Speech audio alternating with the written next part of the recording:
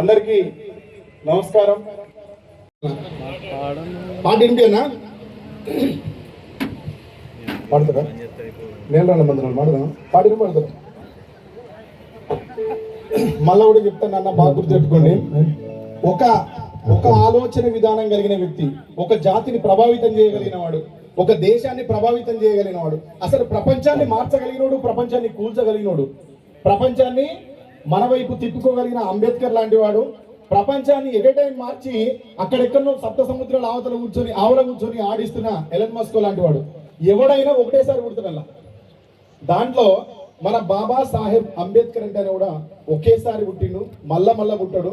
అలాంటి అంబేద్కర్లు ఈ తరంలో అప్డేటెడ్ అంబేద్కర్లు పుట్టుకురావాలని కోరుకుంటూ, నేల రాలిన మందారాలు మళ్ళీ పూయవురోరన్నా, నేల రాలిన మందారాలు, నేల రాలిన మందారాలు మళ్ళీ పూయవురోరన్నా, నేల రాలిన మందారాలు నింగికెగసిన తారా దివ్యలు నేల దిగిరావోరన్నా, నింగికెగసిన తారా దివ్యలు, నింగికెగసిన తారా దివ్యలు నేల దిగిరావోరన్నా, నింగికెగసిన తారా దివ్యలు. యువతలో నా పట్టుదలుంటే ఆశయాలకు ఆయుష్పోయాలి, నేల రాలిన మందారాలు మళ్ళీ పూయవురోరన్నా, నేల రాలిన మందారాలు. అంటరానోడని మూతికి ముంతను నడుముకు తాటాకు కట్టి హేళన చేస్తే, అక్షరాల పైన పట్టునే సాధించి దేశమే గర్వించ కెరటమై ఎగసిన పేదోని తలరాత రాజ్యాంగ నిర్మాత అంబేద్కర్ ఆత్మపై ఒట్టేసి చెబుతున్నా, నేల రాలిన మందారాలు మళ్ళీ పూయవురోరన్నా, నేల రాలిన మందారాలు నింగికెగసిన తారా దివ్యలు నేల దిగిరావోరన్నా, నింగికెగసిన తారా దివ్యలు. యువతలో నా పట్టుదలుంటే ఆశయాలకు ఆయుష్పోయాలి, నేల రాలిన మందారాలు మళ్ళీ పూయవురోరన్నా, నేల రాలిన మందారాలు.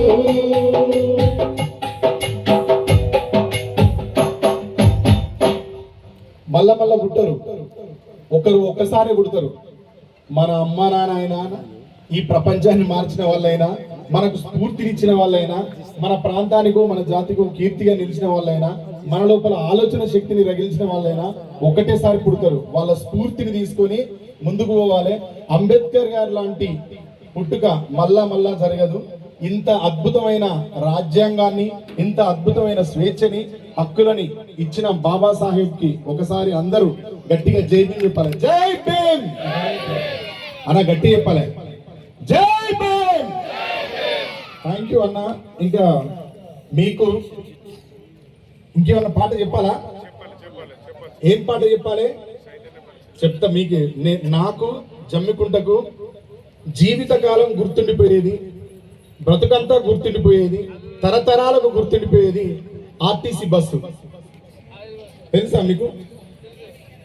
జమ్మికుంట బస్ స్టాండ్కు, జమ్మికుంట పత్తి మార్కెట్కు ఉన్నంత చరిత్ర నాకు తెలిసి ఈ ప్రాంతంలో దేనికి కూడా ఉండదు. జమ్మికుంట రైల్వే స్టేషన్కు ఉన్నంత చరిత్ర. కానీ జమ్మికుంట కొంత మారింది, అది సంతోషకరమైన విషయం. ఈ గేట్ ఉన్నది కదా, గేట్ దగ్గర చాలా మంది తల్లులు డెలివరీ తెలుసా మీకు? తెలంగాణ ఉద్యమం పుణ్యం అని అక్కడ ఒక బ్రిడ్జ్ వచ్చింది, తెలుసా మీకు? ఇది తెలుసుకోవాలి, ఇది మన చరిత్ర. జమ్మికుంట చాలా భయానకంగా ఉంటుండే. ఇప్పుడు కొంత మార్పు చెందింది, ఇంకా అద్భుతమైన మార్పు చెందాలని కోరుకుంటూ నేను మా ఊరి ఇక్కడి నుంచి 21 కిలోమీటర్ ఉంటుంది సరిగ్గా. 21 కిలోమీటర్ ప్రయాణం చేయాలంటే మాక్సిమం 3 గంటల టైం పట్టేది. అప్పుడు మా ఊరు నుంచి కాలినడకన వావిలాల దాకా వచ్చి, వావిలాలకు వచ్చిన తర్వాత ఆర్టీసీ బస్ వెళ్ళిపోయిందంటే జీబు ఉండేది. ఆ జీబు ఎక్కి ఆ జీబు నిండేదాకా వెయిట్ చేసేది.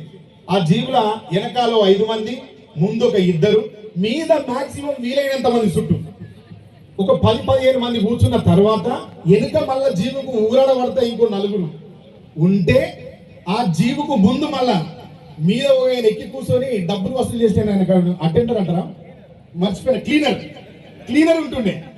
ఆ క్లీనర్ ఎక్కించుకొని వస్తే అది వచ్చేటప్పుడు వావిలాల నుంచి గోపాలపురం రాగానే ఆగుతుంది జీబు, గోపాలపురం నుంచి పాపకపల్లి రాగానే ఆగుతుంది, మళ్ళీ పాపకపల్లి నుంచి గుంపుల క్రాస్ కాడ ఆగుతుంది, గుంపుల క్రాస్ నుంచి మళ్ళీ తనువుల కచ్చి ఆగుతుంది, తనువుల నుంచి గండ్రపల్లి కాడ ఆగుతుంది, గండ్రపల్లి దాటి మళ్ళీ నాగంపేట కాడ ఆగుతుంది, నాగంపేట కంటే ముందు బిజిగిరి క్రాస్ కాడ ఆగుతుంది, మళ్ళీ నాగంపేట దాటిందంటే షాయంపేటలో ఆగుతుంది, షాయంపేటలో ఆగింది అంటే మళ్ళీ ధర్మారంలో ఆగుతుంది, ధర్మారం నుంచి కొత్తపల్లి గేట్ దాకా ఆగిపోతుంది. కూసోని జీబుల చెమటలు అక్కినోడు, బస్సుల చెమటలు అక్కినోడు వశపడక ఆ మందిరికి వెళ్ళి ఈక్కుంటా బయటకు వచ్చి దిగిపోయి గేటు దాటి నడుచుకుంటూ వచ్చి పని ఉంటే పనికి పోయేది, లేకపోతే సినిమాలకు వచ్చే పురాణాలు అయితే సినిమాలకు పెట్టారు, ఏ పనికి వచ్చేటోళ్ళు ఆ పనికి పెట్టారు, బీటికి అడిగి పెట్టారు, ఇంకొక అడిగి వాళ్ళు హుజరాబాద్ గంటకి వచ్చి బస్సు ఎక్కేటోళ్ళు. ఇంత ప్రయాణ జీవితం ముడిపడి ఉన్నది మాకు. మా ఊర్లోకి ఒక నూనె ప్యాకెట్ రావాలన్నా, మా ఊర్లోకి గుప్పెడు బియ్యం రావాలన్నా, మా ఊర్లోకి తాజా కూరగాయలు రావాలన్నా అవి జమ్మికుంట బస్సు మోసుకొస్తే మేము నడిచేస్తా ఉంటే ఒక బస్సు వచ్చేది మాకు. కొద్ది రోజులకు కొంచెం పెద్ద మనిషి వేసుకొని, అప్పుడున్న పెద్ద మనిషి ఎవరో ఆర్టీసీ అయినా నగరం దాకా బస్సు వేసిండు. నగరం దాకా బస్సు వస్తే నడిచేస్తా ఉంటే చూసేది నేను. అది కూడా ఎంత చిత్రంగా ఉండేదంటే, ఆ బస్సు ఎక్కి జనాలు మొత్తం లోపల కూర్చున్నాక ఆ బస్సుకు కూడా మీద మూటలు, ఏం మూటలు, పత్తి బస్తాలు అంటే పత్తి బస్తాలు, కూరగాయల సంచులు అంటే కూరగాయల సంచులు. అప్పట్లో నవారు బాగా ఫేమస్. నవారు పట్టేది చమ్మేదాడు, ఉండలు పెట్టుకొని పైన పెట్టి కూర్చున్నా వచ్చేది. ఏ వస్తువు మా ఊరికి రావాలన్న నిత్యావసర సరుకులు జమ్మికుంటే మా కన్నతల్లి అన్ని జమ్మికుంట నుంచే వచ్చేది. ఆ బస్సు నగరం కట్ట ఎట్లుండేది అంటే ఒక్కొక్కసారి అడిగేస్తే మీటర్ పొక్కుంటుండే. అందులో బస్సు ఎట్లా వచ్చేది అంటే ఉయ్యాలు అడిగేది, అటు ఇటు, ఇది ఇప్పుడు కూలిపోతుందా అప్పుడు కూలిపోతుందా అన్నట్టు అనిపించేది. కానీ అది ఎంత తిప్పలవాడు అటు ఇటు చేసి మెల్లగా దాటి వచ్చేది. ఈ దృశ్యాలన్నీ నా మనసులో మిగిలిపోయి మా ఊరి మీద పాట రాసుకున్నప్పుడు జమ్మికుంట ఇటువైపు వస్తే జమ్మికుంట లేని జీవితాన్ని, అటువైపు మా ఊరు దాటి మా తూర్పు వైపు పోతే వెలిశాల గురించి ఆలోచించిన జీవితం మా బతుకులలో లేదు. కాబట్టే వెలిశాల గురించి పాట రాసిన దానికంటే ముందు జమ్మికుంటను కూడా గుర్తు చేస్తాం, మా ఊరిని గుర్తు చేసుకుని పాట రాసినాం. అందాల మంచిగా ఉన్నారా జమ్మికుంట? మాట్లాడతలేరు ఏంది, మనసులో ఏమైనా ఉన్నదా? మంచిగా ఉన్నారా అందరూ? చాలా రోజులు అవుతుంది మిమ్మల్ని కలిసని ఈ కార్యక్రమానికి తప్పకుండా రావాలని నిర్ణయించుకున్నా. జమ్మికుంట అంటే మమ్మల్ని కన్న తల్లి ఎట్లాంటిదో, జమ్మికుంట అనే మట్టి కూడా అట్లాంటిదే. ఈ ఊరికి, జమ్మికుంట ప్రజలకి, ఈ పరిసర ప్రాంతాలకి, మా అమ్మ చనుపాలకి, నా ప్రాణానికి ఎంత సంబంధం ఉన్నదో ఈ జమ్మికుంట ప్రాంతానికి నాకు అంతే సంబంధం ఉన్నది. జమ్మికుంట ఏ విధంగానైతే ఎదుగుకుంటూ వచ్చిందో నేను కూడా ఇదే ప్రాంతంలో ఇక్కడే తిరిగి, ఇదే మైదానంలో ఆడి, ఇదే జమ్మికుంట నీళ్ళ ట్యాంక్ కింద కూర్చొని అక్కడ కుమారన్న ఛాయ పోతే తాగి, అక్కడ చనిపోయింది సదన్న ఇడ్లీ బండి సదన్న ఇడ్లీ పెడితే తిని ఇక్కడనే పెరిగినాం. ఈ ఊరితో ఎప్పటికీ మా సొంత ఊరు ఎలంపల్లి అంటే మనసు ఎట్లా కొట్టుకుంటుందో, జమ్మికుంట అంటే కూడా, హుజరాబాద్ అంటే కూడా మనసు అట్లనే కొట్టుకుంటుంది. ఇక్కడ నేను పాట పట్టుకొని తిరిగినప్పుడు, పాట నేను రాస్తూ తిరిగినప్పుడు నన్ను ఆదరించిన వాళ్ళు, నన్ను పోషించిన వాళ్ళు, నన్ను ఎంకరేజ్ చేసిన వాళ్ళు, నేను ఒక్కొక్క మెట్టి ఎక్కుతుంటే నాకు చెయ్యి అందించి వెనక నుంచి నాకు ప్రోత్సాహం అందించిన వాళ్ళంతా ఈ జమ్మికుంట హుజరాబాద్ ప్రాంతానికి సంబంధించిన వాళ్ళే. దీనిని ఎప్పటికీ మర్చిపోలేను. ఇక్కడ ఏ అవకాశం వచ్చినా ఎప్పుడైనా జమ్మికుంటకు రావాలనే మనసు కొట్టుకుంటుంది. కాకపోతే ఎక్కడో బ్రతుకు పోరాటంలో అక్కడ ఇక్కడ మనకు కొంచెం హైదరాబాద్కు దూరంగా ఉంటే రాలేకపోతే తప్ప, దిలీప్ తమ్ముడు అడిగినాక 2 రోజులు వాయిదేయడానికి కారణం ఏంటి అంటే 4 వేదికలు ఉంటాయి. ఈరోజు నాకు దిలీప్ తమ్ముడి నుంచి ఫోన్ వస్తుంది అని అనుకోలే. దిలీప్ తమ్ముడు నుంచి ఫోన్ వచ్చిన తర్వాత బయట ఉన్న ఒక వేదిక క్యాన్సిల్ చేసి, హైదరాబాద్లో వేదిక క్యాన్సిల్ చేసి వీడికి రావడం జరిగింది. నాకు ఇక్కడ మళ్ళా ఒకసారి అన్నదమ్ముల్ని, అక్క చెల్లెళ్ళని అందరినీ కలుసుకునే అవకాశం కల్పించినందుకు జమ్మికుంట పురపాలక సంఘం వారికి, తమ్ముడు చైర్మన్ దిలీప్కి ప్రత్యేకంగా ధన్యవాదాలు తెలియజేస్తున్నా. అంబేద్కర్ జయంతి అంటే భారతదేశం అంతా కులము మతం లేకుండా జరుపుకునే ఏకైక పండుగ అంబేద్కర్ జయంతి ఒక్కటే. అంబేద్కర్ పుట్టకపోయి ఉంటే, అంబేద్కర్ అవమానాలని ఎదుర్కోకపోయి ఉంటే, ఆ అవమానాల నుంచి ఆయన స్ఫూర్తి పొంది ప్రపంచాన్ని వడబోయాలి, ఈ ప్రపంచాన్ని జయించాలి, ఎవరైతే నన్ను వ్యతిరేకించిందో, ఎవరైతే నన్ను తీవ్రంగా అవమానించిందో, ఎవరైతే మమ్మల్ని హేళన చేసిందో, తరతరాలుగా అంటరాని వాళ్ళమని, తరతరాలుగా పక్కన కూడా నడవడానికి హక్కు లేని వాళ్ళమని, తరతరాలుగా ఎదురుగా ఈ వాడలలో నడవరాదు అని ఎవరైతే వెలివేసి, ఎవరైతే అనగదొక్కి, ఎవరైతే అతి తీవ్రంగా అవమానించిందో వాళ్ళందరికీ సమాధానం చెప్పాలనే ఛాలెంజ్ని అవమానాల నుంచే తీసుకున్నాడు ఆయన. ఎప్పుడైనా సౌకర్యంగా బతకాలని అసలే కోరుకోవద్దు మనం. కొన్ని అవమానాలు జరగాలి. ఆ అవమానాలే మనల్ని ఆయుధాల్లాగా సానబడతాయి. అవమానాలు జరగని వాళ్ళు ఎవ్వరు కూడా చరిత్ర లిఖించలేదు. అవమానాలను తీసుకున్న వాళ్ళే ఈ ప్రపంచాన్ని జయించిండు. అట్లనే అంబేద్కర్ కూడా ఈ అవమానాల నుంచే రాజ్యాంగాన్ని రచించిండు. ఆ రాజ్యాంగంలో మన వెనుకబడిన జాతులన్నింటికీ ఒక స్వేచ్ఛనిచ్చిపోయిండు. చాలా మంది అంబేద్కర్ చెప్పిన స్ఫూర్తిని తీసుకోవడంలో నేనైతే చూస్తున్నా చాలా వరకు విఫలమవుతున్నారు. అంబేద్కర్ పుట్టినప్పుడు ఇందాక వస్తా ఉంటే విద్యార్థి నాయకుడు, కాకతీయ యూనివర్సిటీ విద్యార్థి నాయకుడు తమ్ముడు అమ్మవేనుండే నాతో ఇందాక ఆయన చెప్తాడు, అన్న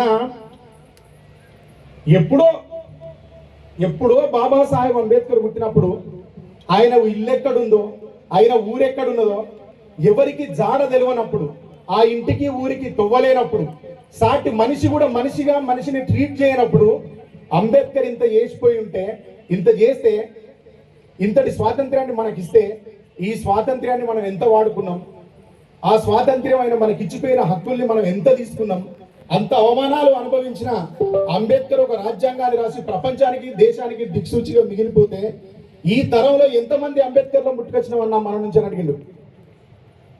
ನಾವು వస్తా ఉంటే దారంతా ఇదే చర్చ జరిగింది.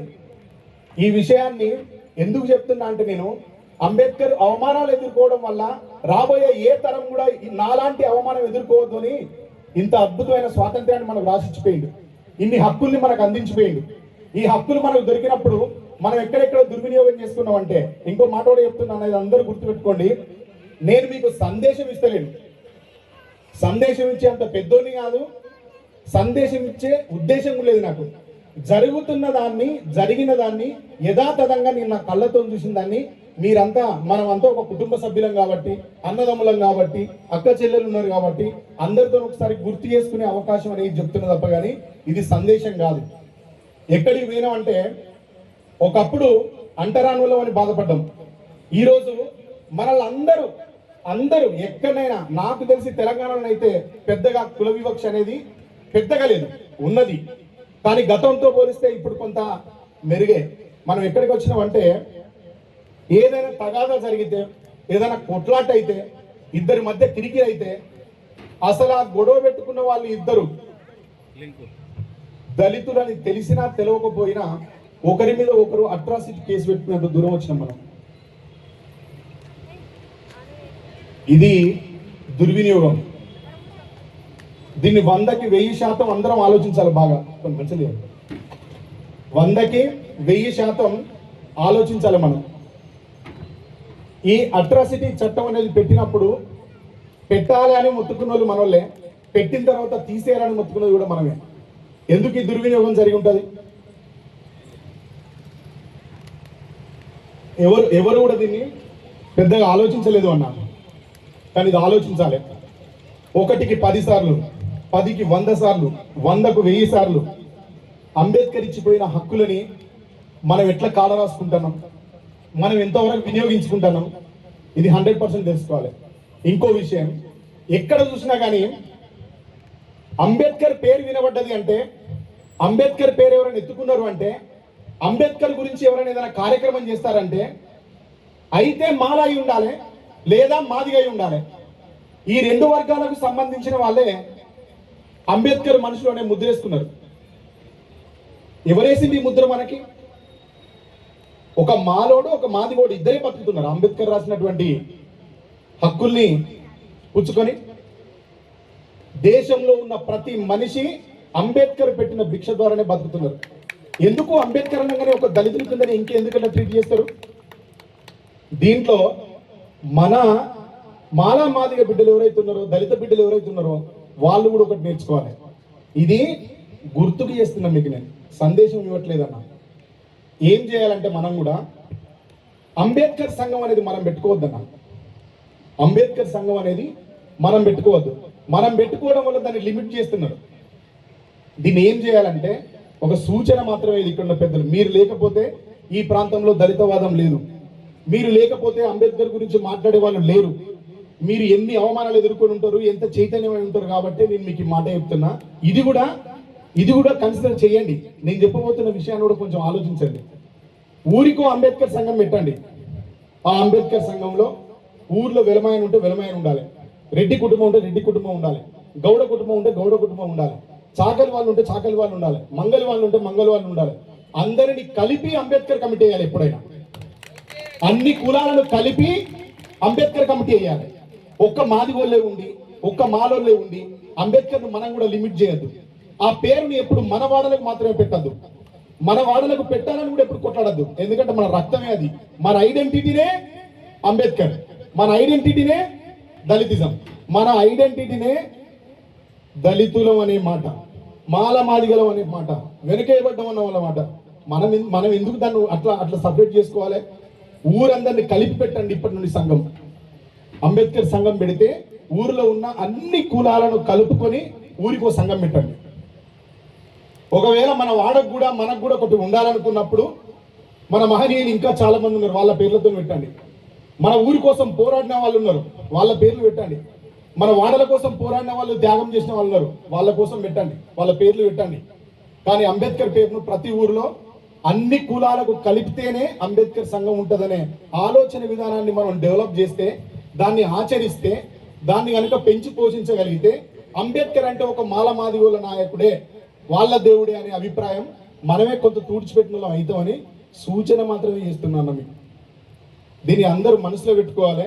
దీన్ని ఖచ్చితంగా ఆచరించే విధంగా జమ్మికుంట నుంచే పోవాలి. ఆలోచన జమ్మికుంట నుంచే తీసుకుపోవాలని ఇక్కడ మా మారేపల్లి పిచ్చాన్ని ఉంటుండే. ఎప్పుడు మాట్లాడినా ఆయన నోటెమ్మటి ఆయన సొంతం కోసం ఏం పోరాడలేదు. ఈ అంబేద్కర్ విగ్రహం కోసం పోరాడినప్పుడు చిన్న పిల్లగాని అంబేద్కర్ విగ్రహం గురించి కొట్లాడుతుంది అన్న గురించి ఏం మాట్లాడకుండా అనుకున్నా. నాకు పెరుగుతుంటే అన్నతో పాటు సామ్రాజ్యం అన్నతో పాటు ఇక్కడ కార్మిక నాయకుడు సామ్రాజ్యం అన్న, పింగిలి రమేష్ అన్న, వాళ్ళతో పాటు నేను ఇక్కడ తిరుగుతున్నప్పుడు నాకు మారేపల్లి పిచ్చాన్న పరిచయం అయింది. అప్పుడు నాకు తెలియదు. కానీ పెరుగుతూ ఉంటే ఆ విగ్రహం పెట్టిన రోజు, ఆ విగ్రహం పెట్టినప్పుడు కదిలి వచ్చిన చైతన్యవంతమైనటువంటి మన పెద్ద కుటుంబాన్ని చూసినప్పుడు అనుకున్నా, అమ్మో అంబేద్కర్ అంటే ఇదా అని. ఆయన ఏ విధంగా అయితే ఇక్కడ వ్యాప్తి చేసిండో అదే విధంగా ఇక్కడి నుంచి మనమే పూనుకొని దీన్ని కూడా వ్యాప్తి చేయాలని తెలియజేస్తూ, నాకు 12 ఏళ్ళ వయసు ఉన్నప్పుడు మా నాన్న ఒక పంచాయతీ చేస్తే చెప్తాడు, ఇందాక చెప్పిన మాటే. మనం గతంతో పోల్చుకుంటే, మా తల్లిదండ్రులతో పోల్చుకుంటే మేము ఎవరింటికి పోయి కూడా కూర్చోకపోయేదిరా. మా తాతలను తండ్రులను ఎవరు రానియకపోతుండే. కానీ ఇవాళ మన ప్రాంతంలో ఉన్న గొప్ప విషయం ఏంటంటే, నేను జమ్మికుంట ప్రాంతంలో చూసింది, రెడ్డిలకు మనకు వరుసలు ఉంటాయి. మనం అన్న అని పిలుస్తాం, చిచ్చ అని పిలుస్తాం, నాయనమ్మ అని పిలుస్తాం, తాత అని పిలుస్తాం. రెడ్డిలకు మనకు సంబంధం ఉంటుంది తమ్మి. మా ఊర్లో ఇప్పటి కూడా మా ఊర్లో మాదిరెడ్డి దేవేంద్ర రెడ్డి బాబాయ్ అని ఉంటుంది, ఆ నెంబర్ కూడా అట్లే ఉంటుంది. కూర రాజిరెడ్డి బాబాయ్ అనే ఉంటుంది, ఆయన ఇప్పుడు మా ఊర్లో సర్పంచ్. మా ఊర్లో మాదిరెడ్డి వేణుగోపాల్ రెడ్డి అన్నానే ఉంటుంది, అన్నానే పిలుస్తాం. ఆయన భార్యను వదిలానే పిలుస్తాం. రాజిరెడ్డి బాబాయ్ భార్యని పిన్ని అనే పిలుస్తాం. వాళ్ళ అమ్మని వాళ్ళ నాయనని నానమ్మ తాత అనే పిలుస్తాం. నేనే కాదు, మా ఊర్లో అందరితో అట్లాంటి సంబంధం ఉంటుంది. మన ఏరియాలో కొంత అవేర్నెస్ ఉన్నది, మన ఏరియాలో కొంత చెప్తే అర్థం చేసుకునే గుణం ఉన్నది. కాబట్టి ఈ ఆలోచన విధానాన్ని మీరు బలంగా తీసుకుపోవాలని తెలియజేస్తూ, నాకు ఎప్పుడో మా నాన్న అంటరాని వాళ్ళుగా ఉన్నప్పుడే అంబేద్కర్ ఇంత చేస్తే మీరు ఎంత చేయాలనే ఒక పంచాయతీలో మా నాన్న ఈ మాట మాట్లాడుతున్నప్పుడు విని పాట రాసిన అంబేద్కర్ గురించి చెప్తారు. ఆ రోజు మా నాన్న చెప్పిన మాటలే బాగా బలంగా గుర్తున్నాయి నాకు అంబేద్కర్ గురించి. మిమ్మల్ని ఎవడు అవమానిస్తలేడురా, అంబేద్కర్ నడిచిపోతే వాడంతా నీళ్ళు పోసిరు, మీద నీళ్ళు పోసిరు, మాట్లాడితే మూతికి ముంత కట్టిరు. ఆయన నడిచిపోతే వాడలన్నీ మైలబడిపోతాయని, ఆయన పాదం ముద్రలు మనం దొక్కితే మనం అంటరాండం అయిపోతామని నడుముకు తాటాక్ గట్టిరు. ఆయన నడిచిపోతా ఉంటే ఆ పాదం ముద్రలు చెదిరిపోవాలని తాటాక్ గట్టి అవమానించారు. ఈరోజు మీకు ఏం అవమానం ఉందిరా, మీరు ఎందుకు ఇంత వెనుకబడిపోతారు అని చెప్పిండు. అప్పుడు మా నాన్న చెప్పిన మాటల్ని బాగా మనసులో గుర్తు చేసుకొని ఎప్పుడో ఒక 20 ఏళ్ల కింద ఒక పాట రాసిన. ఈ ప్రాంతంలో దరిదాపుగా పాట అందరికీ తెలిసి ఉంటుంది. అది అనురాగాల పాల వెళ్ళి అందాల నా పల్లె తల్లి, అది అనురాగాల పాల వెళ్ళి అందాల నా పల్లె తల్లి. నగరం పొలిమేరల్లో మా ఊరి వ్యవసాయం, నగరం పొలిమేరల్లో మా ఊరి వ్యవసాయం. పొద్దంత పని చేసి అలసి సొలసిన జనం, పొద్దంత పని చేసి అలసి సొలసిన జనం. ఉమ్మడి మధురన్న రామాయణ పద్యం, ఉమ్మడి మధురన్న రామాయణ పద్యం. పాడి పెరిని ఊరు పరవశించేది అందాల నా పల్లె తల్లి, అది అనురాగాల పాల వెళ్ళి అందాల నా పల్లె తల్లి. ఇది మా ఊరు గురించి రాసినప్పుడు జమ్మికుంట గుర్తొచ్చి చెప్పినాం, వెలిశాల జమ్మికుంటని. ఇటువైపు మేము ఎట్లయితే నిత్యావసరాల కోసం వస్తామో, ఈ నిత్యావసరాల కోసమైనా నిత్యం జీవితంలో మేము మేలుకోవాలన్నా వెలిశాల గట్టు మీద పొద్దుపొడు పస్తే తెల్లారినట్టు లెక్క. ఆ వెలిశాల గట్టుకు పొద్దెక్కింది అంటే ఇళ్ళల్లో ఎవరు ఉండకపోతుండే. అది జ్ఞాపకం వచ్చి పొద్దు పొడుపును దోసిట ఎత్తగా వెలిశాల గట్టు, నిత్యవసరాలకు జమ్మికుంట దిక్కు. అన్నారెడ్డి గడిలా కూలుతున్న గోడ తీరు, అన్నారెడ్డి గడిలా కూలుతున్న గోడ తీరు. ఊగిసలాడుకుంట వస్తది ఆ తీసి బస్సు అందాల నా పల్లె తల్లి, అది అనురాగాల పాల వెళ్ళి అందాల నా పల్లె తల్లి. ఉండగస్తే ఆడపడుచులాడుగుల శబ్దం, కలకలలాడుతాయి పూరి గుడిసెలు మొత్తం.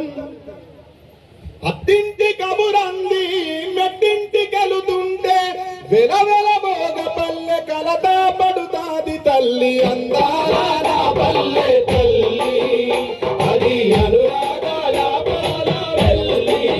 సరళ నమస్తే నమస్తే తల్లి, అందాల నా పల్లె తల్లి, అది అనురాగాల పాల వెళ్ళి అందాల నా పల్లె. ఇది మా ఊరి మీద నేను రాసుకున్న పాట, జమ్మికుంట మీద అప్పుడు నేను రాసుకున్న పాట. మా ఊర్లోకి ఎప్పుడు అన్నలు వచ్చినా తూర్పు నుంచి వచ్చేది, పడమర దిక్కు చచ్చిపోయేది. ఇటు వచ్చి చచ్చిపోయారనే వార్త వచ్చేది. ఇక్కడ ఈ కాలేజీలో చదువుకున్న సమ్మన్న, సమ్మిరెడ్డి అన్న, మాదిరెడ్డి సమ్మన్న మా ఊరికి వచ్చిండు, మా ఇంటికి వచ్చి భోజనం చేసిండు. మా ఇంటికి ఎందుకు చేసిండు? మా నాయన రేషన్ షాప్ డీలర్ కాబట్టి పోలీసులు వచ్చినా మన ఇంటికే రావాలి, అన్నలు వచ్చినా కూడా మన ఇంటికే ఆనవాయితీగా రావాలి. అట్లా ఈ ఊరు నుంచి జమ్మికుంట నుంచి చైతన్యం కూడా మా ఇంటికి నడిచి వచ్చి భోజనం చేసిపోయింది. ఇంత అనుబంధం ఉన్న జమ్మికుంట, ఇంత జీవితం పెనవేసుకొని ఉన్న ఈ జమ్మికుంట ఎప్పటికీ జీవితంలో నాకు కన్నతల్లి లాంటిదే. కాబట్టి అప్పుడెప్పుడో 20-25 ఏళ్ల కింద ఈ పాట రాసుకున్నాం. మొదలుపెట్టిన నాకు స్ఫూర్తినిచ్చింది కూడా తెలంగాణ ఉద్యమంలో జమ్మికుంటలో ఈ పక్కన ఎక్కడ ఒక స్కూల్ గ్రౌండ్ ఉంటుంది, ఇక్కడ హై స్కూల్ గ్రౌండ్ లా అంతిమ యుద్ధం అని సభ చేసినాక సోనియా గాంధీ తిరిగి మోసం చేస్తే అప్పుడు పాట రాసిన సోనియా గాంధీ తిరిగి మోసం చేస్తే అదే స్కూల్ గ్రౌండ్ లో కూర్చొని పాట రాసిన ఆ పాటకు నన్ను అరెస్ట్ చేసి పట్టుకుపోయి పంజాగుట్ట పోలీస్ స్టేషన్ 9 రోజులు కూర్చొని పెట్టుకున్నారు. పోలీసు వాళ్ళందరికీ పాట నేర్పించి అంటగట్టొచ్చిన. వామ్మో సోనియమ్మ మా ఇండియాలో ఇటలీ బొమ్మ, వామ్మో సోనియమ్మ మా ఇండియాలో ఇటలీ బొమ్మ, ఓటు హక్కు నీకెక్కడిదమ్మ నిన్ను అన్నదిలో ఇంగ్లీషు బొమ్మ, ఓటు హక్కు నీకెక్కడిదమ్మ నిన్ను అన్నదిలో ఇంగ్లీషు బొమ్మ. తెలుసా ఈ పాట? ఈ పాట ఇక్కడే రాసిన. తెలంగాణ ఉద్యమాన్ని బాగా ఉరుతొలగించిన పాట. అప్పుడు బాగా కోపం వచ్చి ఈ దరువు సరిపోతలేదని కొట్టర కొట్టుండప్పుల మీద నిప్పుల దండోరా తెలంగాణ దిండోరా, నీ ఆట పాటకు పల్లె సీమలు ఊగిసలాడాలా, ఉద్యమం ఉద్యమయ్యేలా. కొట్టర కొట్టుండప్పుల మీద నిప్పుల దండోరా తెలంగాణ దిండోరా, నీ ఆట పాటకు పల్లె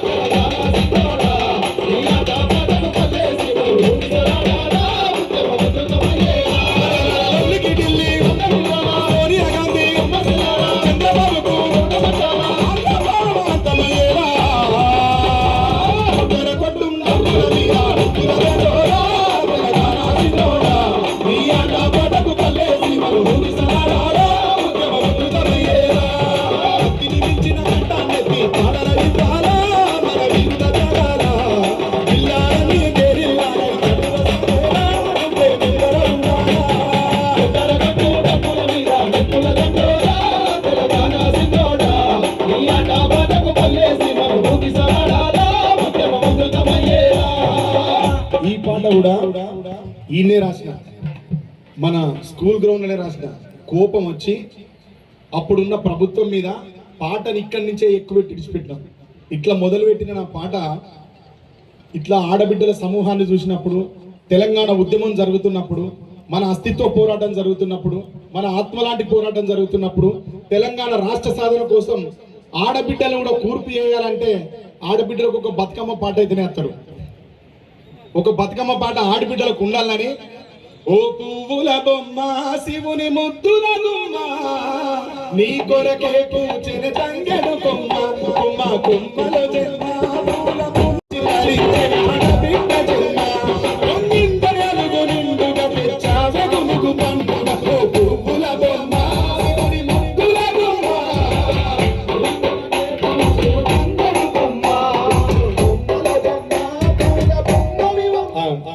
విన్నారా అక్క మీరు ఈ పాట? తెలుసా ఈ పాట? తెలంగాణలో పుట్టి పూల పల్లకి ఎక్కి లోకమంతా తిరిగేవటే. చూడు ఇందాక వాళ్ళు మాట్లాడలేస్తాను దిలీప్, నేను చెప్పుకుంటూ పోతాను ఏందో చెప్తాను. ఇందాక కొంచెంసేపు అనుకున్నారు కానీ బతుకమ్మ అన్నాక చూడు వాళ్ళు దీపాలు వెళ్ళినట్టు వెళ్తే వాళ్ళ ముఖాలు. ఆడతారా బతుకమ్మ? దిలీప్ తమ్ముతో ఆడతారా? కౌశికతో ఆడతారా? ఆడతారా కదా? తమ్ముని తీసుకొని పోండి రాజుగారు, తుమ్మలపల్లి రాజుగారు. రాజుగారు తీసుకొని అక్క ఆడతా. మీరు బతుకమ్మ ఆడతారా? ఎంత మంచిగా ఆడేటప్పుడు తానాడిల్లా తల్లాడిల్లా ఏలో మన పల్లెల్లో ఏలో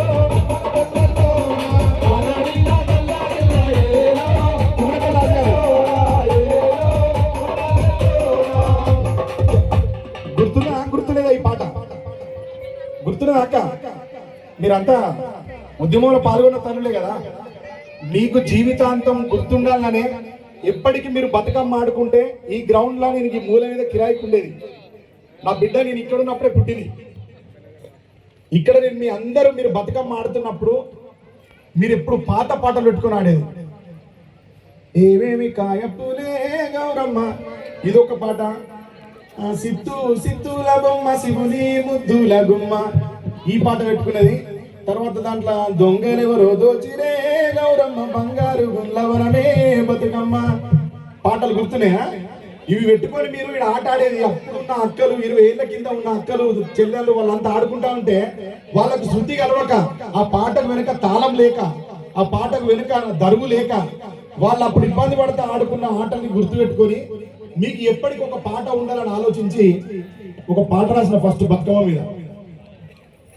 సింగిడిలో రంగులనే దూసి తెచ్చి తెల్ల చంద్రుడిలో వెన్నెలలే తీసుకొచ్చి పచ్చి తంగెడుతో గుమ్మాడి పూలు పేర్చి బంగారు బతుకమ్మను ఇంటిలో వేర్చి ఆడబిడ్డలార చేతులనే ఊయలగట్టి వాడవాడలకు ఉత్సవాన్ని మోసుకు వచ్చి పువ్వులనే పూజించే పండుగ తెచ్చి ఆ నీటి మీద నిలిచి తామరలు కళ్ళు తెరిచే ఏటి గట్టు మీద పూలెన్నో నిన్ను పిలిచే అందాల బతుకమ్మ రావే తెలంగాణలో పుట్టి పూల పల్లకి ఎక్కి లోకమంతా తిరిగేవటే పూల సంద్రం పూలే పూల సంద్రాలయ్యి నిన్ను అభిషేకించే రేలా రే రేలా రే రేలా రేలా రేలా రేలా రే రేలా రే రేలా రే రేలా రే. విన్నారా ఈ పాట? ఈ పాట 2015లో రాసిన నేను మీకోసం. ఎంత మంచి విషయాలు చెప్పిన దీంట్లో. నేను అమెరికాకు పోయినప్పుడు ఇక్కడ మన దగ్గర బతుకమ్మ పండుగ అంటే తంగేడు పువ్వు, గునుగు పువ్వు, తామర పువ్వు ఇవే పూలు పెట్టాలి. ఈ పూలు లేకపోతే బతుకమ్మ కాదు. ఈ పూలు కాకుండా గంధం పూలున్న తెచ్చిపెట్టాం మనం. పారిజాత పుష్పాలున్న పెట్టాం. కానీ అమెరికా పోయినప్పుడు అక్కడ ఉన్న తెలంగాణ ఆడబిడ్డలంతా బతుకమ్మను నేర్చుకొని వచ్చి అక్కడ తొట్టెలు ఏర్పాటు చేసి ఆ తొట్టెలలో నీళ్లు పోసి పూలు పెట్టి బతుకమ్మ ఆడుతూ ఉంటే ఇవేం పూలు అని పోయి వాసన చూసినప్పుడు ఆ పూలలో